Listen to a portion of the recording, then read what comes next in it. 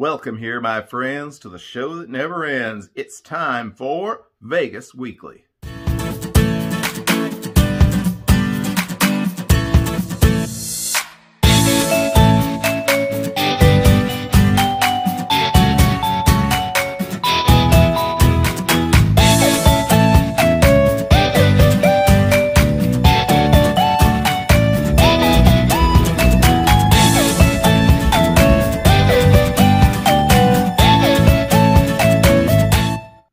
Hey everybody, it may be December the 26th where you are, but we're recording this on Christmas Day. So Merry Christmas to all, and to all a good weekend. Hope that you are enjoying your time away from work and with friends and family. It's going to be kind of a short show this week. Don't have a lot to share with you all. We do have a great guest mixologist segment today with Walt, the frontiersman, and his lovely bride, Tina. So we'll do a few shout-outs before and after that, talk about a couple of news events, talk about this week's Vegas Tips and Tricks poll and my thoughts on that. And we'll get you in and out of here in a good 20 minutes today. So anyway, hope that everyone, again, has had a happy holidays. We'll be back, of course, again next Saturday, our first show of 2021. And like I think I mentioned maybe last week, or mentioned to some people, we're trying to kind of revamp the show a little bit, change up the intro segment as we've kind of done already, but going to put together a new sort of bumper there. And very much looking forward to kind of changing things up a little bit in 2021, and hope that those of you who have continued to support the program will do so going forward. And along those lines, thanks to all of you who joined us on the Festivus Festival live stream Wednesday night. We had a great time, and I think almost the entire hour and a half, we had well over 30 people in the live stream. So we do appreciate that. Do appreciate the super chats that we received then. And yeah, just a great time, and continue to have fun doing this. And so we will hope that you continue to join us. The news this week, we really have two news items to share. The first one, not such a great item. The second one, well, kind of a good item. The Mirage announced this week that they would basically be closing down between Monday and Thursday. The hotel itself has been closed down for a couple of weeks due to a lack of demand, but they're basically shutting down the entire property between like noon on Monday and noon on Thursday, because there just was not the demand there. Sadly, I'm thinking this is not the only Las Vegas property that is dealing with these issues. So we will see what happens over the next few weeks. This is basically the slowest time of the year in Las Vegas, although coming into this next week with New Year's Eve, normally things pick up quite a bit, and there would normally be a number of major conventions during the month of January, but those are probably not going to be happening this year. So the Mirage only going to be open basically 4 days a week. So kind of a sad thing. On the other hand, the Rio, surprisingly to me, decided to reopen its doors on December the 22nd. So if you're a big fan of the Rio, you can stay there. I don't know. The hotel and the rooms have seemed to be in desperate need of a little extra love and care the last few times that I have seen them. But at least that property is open. So along with the casino at the Gold Coast, you can now hang out on West Flamingo and play a little bit at the Rio. They had kind of an all-star cast at the opening, including Penn and Teller. So hopefully that show will come up soon, and hopefully we will see more of the properties in that corner, particularly the Palms, open up again. As I mentioned at the start of the broadcast, we have a special guest mixologist or mixologists today. When I was in Las Vegas back in October, I had the opportunity to spend a little bit of time with Walter Rains, the frontiersman, and just was great getting to meet him and hang out with him. Terrific guy. I think I already sort of pimped out his channel a month or so ago. We'll do it again because he and his lovely bride, Tina, are our guest mixologists this week. We're giving PJ the week off, and Walt and Tina have a special cocktail they'd like to share with you. So without any further ado, let's send it over to those good-looking people. Hey guys, as Tina she went to get the ice in the cups, whatever you call them, the glasses. We usually have a clock there, but I took that down because, hey, it's the Frontiersman Travel Adventures, right? So, but first let me say, thank you, Tina. Let me say that, thank you so much to JR at Vegas Tips and Tricks for allowing us to be on the channel. Yes, thank you, JR. It's really nice. And then also thank you, PJ, for, I know he's usually always on here, and thank PJ for letting us be on here, giving some of his time. His time, yeah. So that's cool too. And what we're going to bring you today is the Frontiersman Monster. Okay? So excited. So, you know, the Frontiersman Travel Adventures is all about traveling, hiking, Bigfoot, and I didn't put monsters, but, you know, I like monsters. Yeah, yeah. And I drink Monster Energy a lot. So this cocktail is about monsters. And let's get started because we don't want to make this a 30-minute show. JR's trying to build his channel now. This might be the end. I know PJ's been saying let's get him to 10,000. Let's just hope that me and Tina don't drop him to 10. Not 10,000, 10. So anyway, Merry Christmas, everybody. This is awesome. But anyway, we're going to get started. What goes first, honey? I believe it is the Scotch Ale. And that is a Scottish ale. Keep talking because I got to find my keys. This is a Scottish ale that actually is brewed locally by Chaos Mountain Brewing. And it is an awesome, awesome, awesome beer. It really is. And Chaos Mountain Brewing is right here in Roanoke, Virginia. Well, it's in Franklin County, a little town called Callaway. One of our suburbs. We've got lots of surrounding suburbs. So we've gone down to Hammer and Forge, and Chaos Mountain has sponsored some shows there, and Hammer and Forge has their beer on tap sometimes. And one time we saw Crawford and Power. Mm-hmm. These are two guys that are up and coming in the country music. They're awesome. You need to Google them and check them out. They are awesome. They got one song I love, Play Me a Hank Williams Jr. song. Oh my gosh. It's love them. So anyway, this thing is 2 ounces. Try not to get of this Chaos Mountain Brewery. Trying not to get too much fizz there. 2 ounces of Scotch Ale. You out in the woods, you gotta watch out for them squatches. And I gotta measure that. That's about, where is the dang on 2 ounce? There it is. A little bit more. Yeah. Got a little fizz on that one. 2 ounces of Scotch Ale. And guys, that gives it a really good base, honestly. Mm-hmm. That's good stuff. Now, we need 2 ounces of Monster Energy drink, the Zero Ultra. Mm-hmm. Ultra Paradise. Ultra Paradise, yes.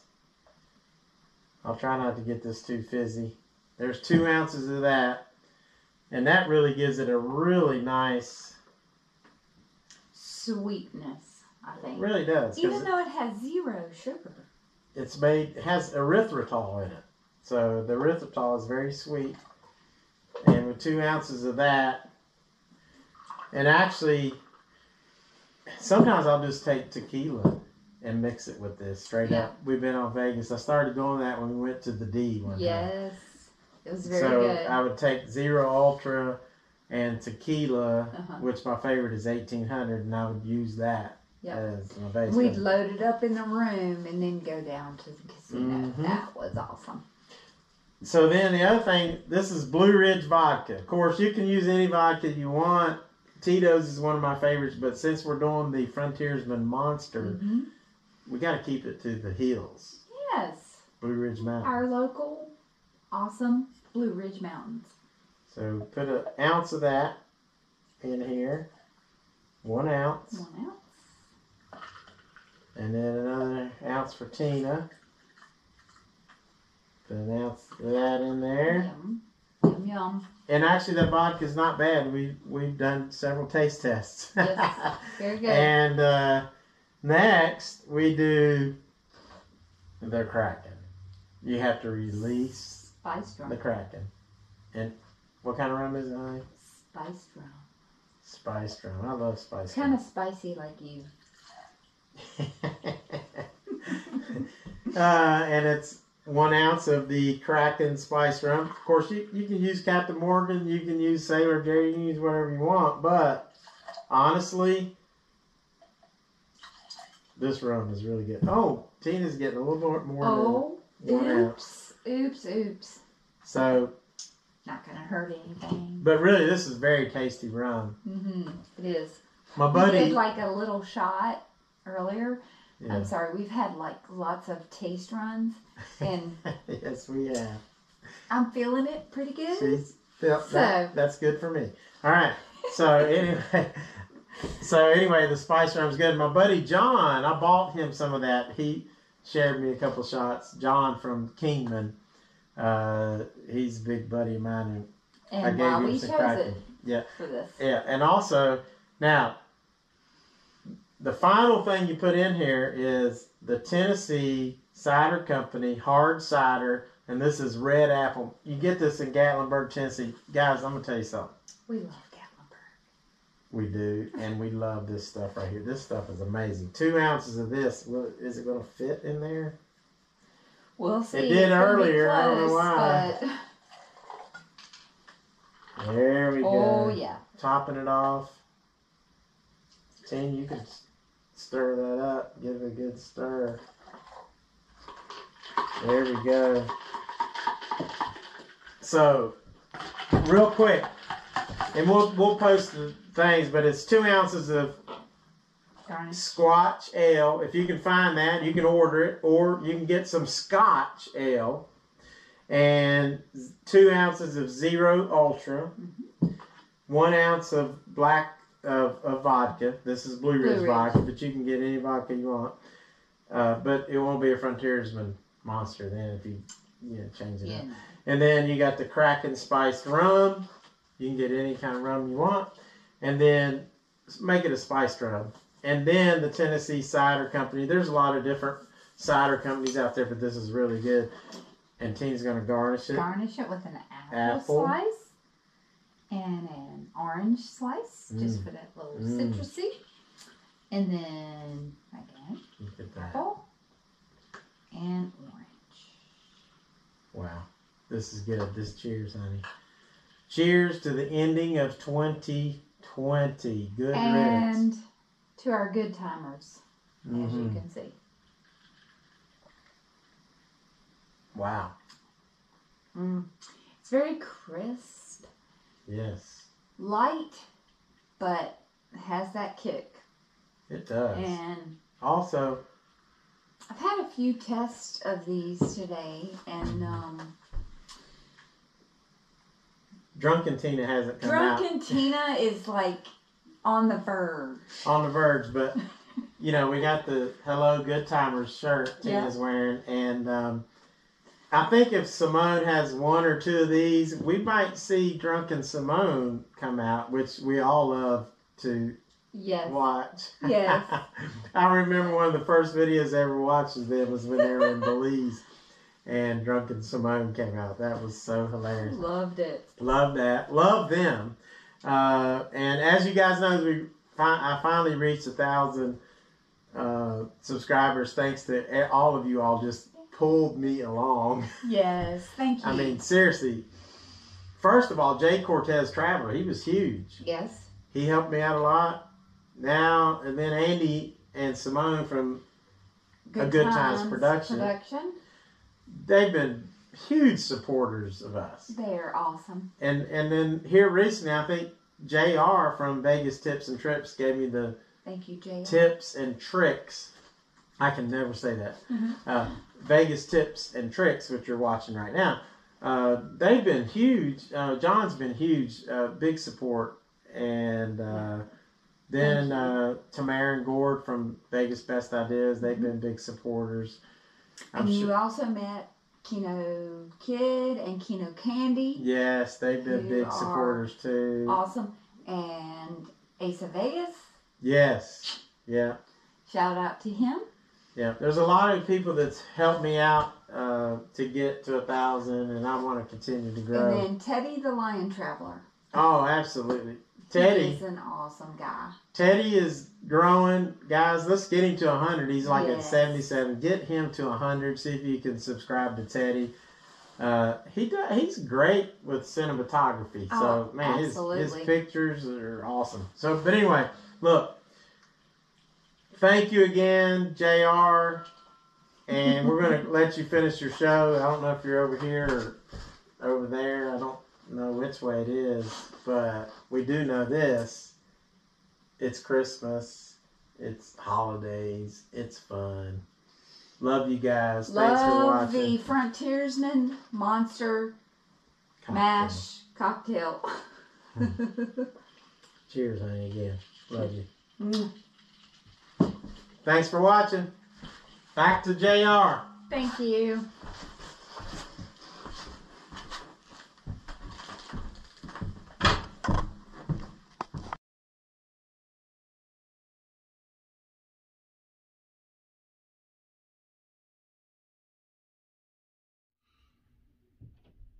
All right, thanks again to Walt and Tina.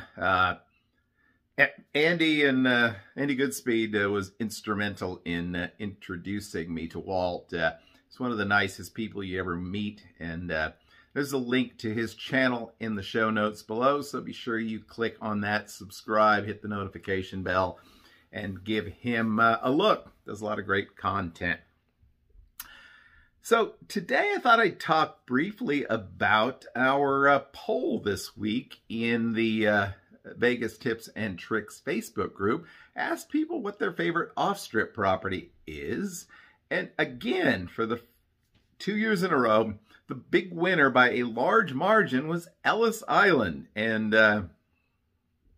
number 2 was Red Rock Resort. Number 3 was Orleans.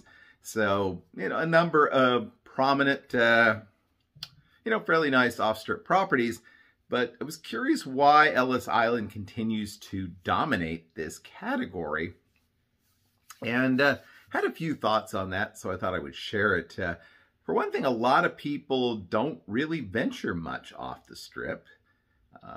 Even myself, the last couple of years that I've been going to Vegas, I've been staying either on the Strip or downtown. I have ventured off Strip numerous times prior to that, but most visitors stay pretty close to the Strip. And of course, Ellis Island is, a very walkable distance if you're staying mid-Strip around like Bally's or Cromwell or something like that. So it's a pretty easy place to visit, and a lot of folks who might not visit a number of other off-Strip properties that might very well visit there. Number 2, it is a good value property. Certainly has good games, good good prices, good limits on games if you decide you want to play there. And of course, you want to eat there. They have the cafe as well as the barbecue place, the pizza place. So they have a lot of good value items if you decide that you want to go that way. And I think that's what a lot of people remember about the place. I doubt that very many people who voted for Ellis Island have actually ever stayed there.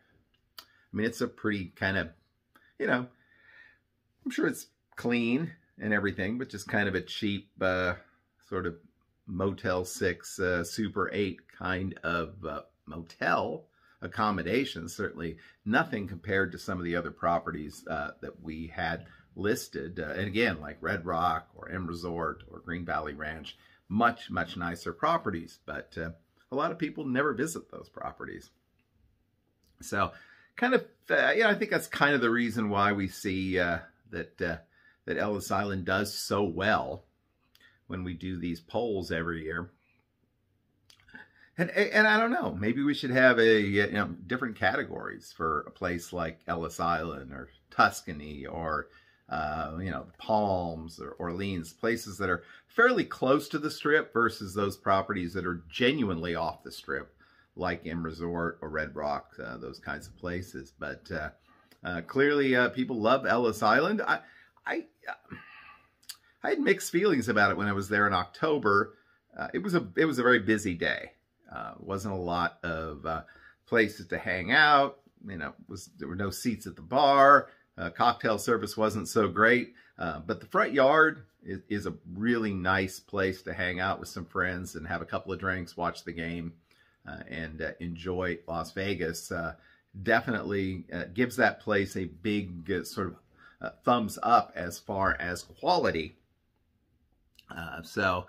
Yeah, anyway, like I said, I just think it's curious that Ellis Island consistently wins this category when it is in many ways really nothing like a lot of the other properties on the list. Who would I have voted for? I probably would have picked Red Rock Resort just because I really like the place, even though I have not stayed there. As I mentioned, I think the number 3 property was the Orleans, and I've stayed there many, many times.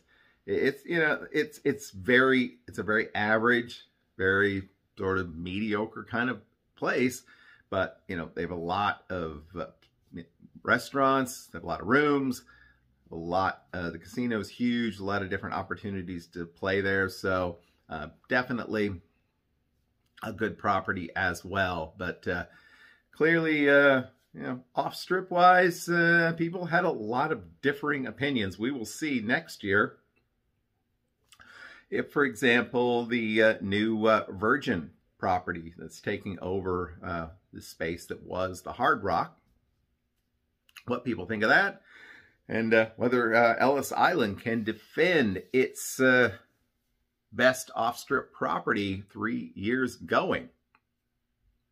It'll be interesting. But thanks to everybody who participated in the poll. We had a lot of people voted in this particular poll. So again, thanks to them. All right, well, like I said, it's going to be a short show today. Thanks to Walt and Tina for giving us a little quality filler in the middle of it. I hope that you have had a Merry Christmas, a Happy Holidays, and we will see you in 2021. So Happy New Year as well. Thanks to all of you who have continued to watch and support this broadcast over the past year. Hopefully we're going to bring you some more and interesting programming in the years to come. Until then, I hope that you have a great, lucky, and healthy week. We will see you soon.